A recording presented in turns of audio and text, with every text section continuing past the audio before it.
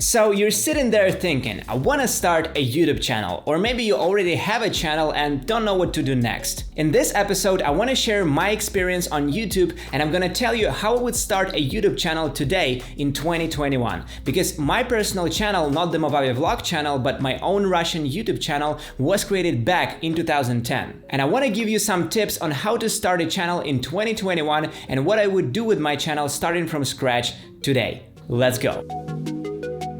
Hi, my name is Arthur and welcome to the Movavi vlog. The first thing you think about starting a channel is what will be the name of the channel. And let me give you a side note here. In general, your channel name will not affect your channel's success. Spending a lot of time trying to come up with a channel name is definitely a bad idea. There are many examples of when a channel becomes highly successful, like MKBHD for example. Did you understand what does the MKBHD means when you first time heard of it?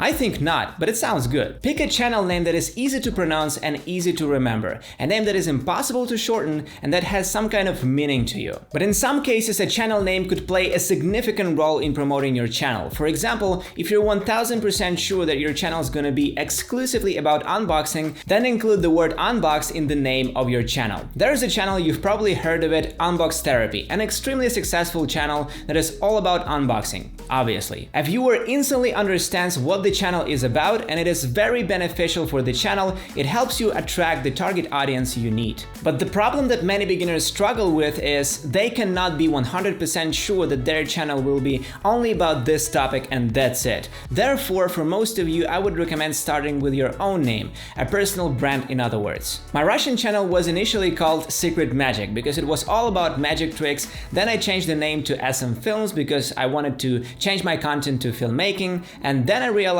that my channel is primarily about me, so I changed it to my original name. There are many stories like this one. There was also a channel called Travel Feels that was all about travel and filmmaking, but then he decided to name it Matty Hapoya, his original name. So if you're sure that your channel will be about one specific topic, then add a specific keyword to the name. If not, then I suggest you start with your own name, or at least make it sound interesting, that is easy to pronounce and remember, and also has some kind of meaning to you. And again, do not spend a lot of time coming up with a name. It's not worth it. Content is king. People will remember anything if you produce valuable content. And by the way, we have a separate video on how to create a channel name. I highly recommend you to watch it. Speaking of content, let's deep dive into this topic. What content to produce on a channel? And it's a good idea to spend extra time thinking through it. The thing you should not do is produce content from different niches on a single channel. Channels that create content about cooking, then about self-development, then about music, eventually fail.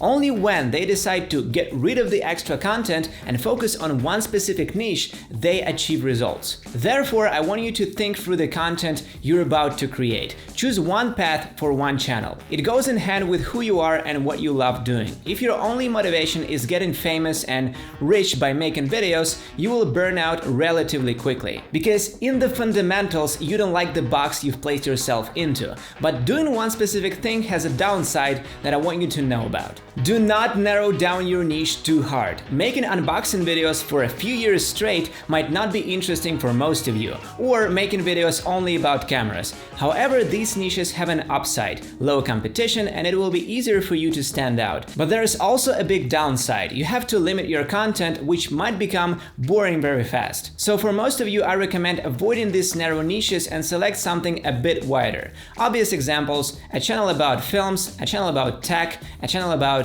cooking. And always remember that you need to like the box you've placed yourself into. Once you've figured out your niche, understand your audience. The better you know your audience, the faster you will become successful in your niche. Like as you're talking to your friends, you know their interests, so you can keep a conversation going. The same thing with your audience. You should know them as well as you know your friends. As soon as you really understand this, you'll be able to easily come up with ideas. You're going to feel more comfortable in front of a camera, the motivation will be higher, and eventually your channel will grow faster. You have probably been watching other YouTubers that inspired you to create your own channel, and you're probably thinking, it would be so amazing to produce content like this. I like the style, I like the ideas, I want to do the same thing. Sounds familiar, right? Well, you can easily fall into a trap like this, especially in 2021. I had a similar story a few years ago, but at some point I realized realized that I waste so much time trying to copy other YouTubers instead of focusing on what makes me unique. So here is how you should act. Write down all YouTubers that are killing it in your niche and make a quick analysis. What's so similar about these channels? What's so different about these channels?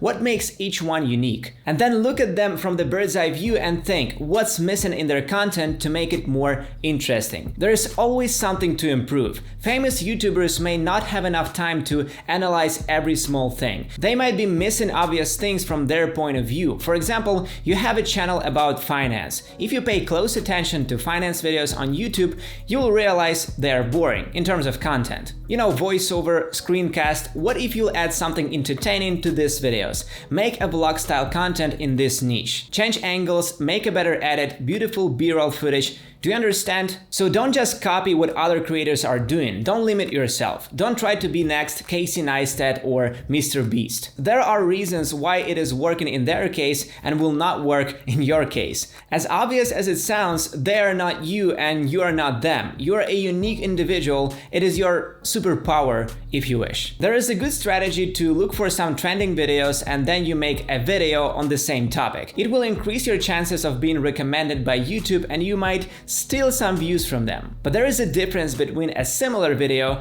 and a copied video. If you will make the same video, then there is no reason to watch your video. I have seen it before. Instead, join the conversation, share your own thoughts on this topic. The faster you will understand the algorithm, the better. Today I know that it would have been amazing to get what this YouTube thing is all about way before. All these YouTube tips that I share on this channel, I didn't know this stuff when I was starting out.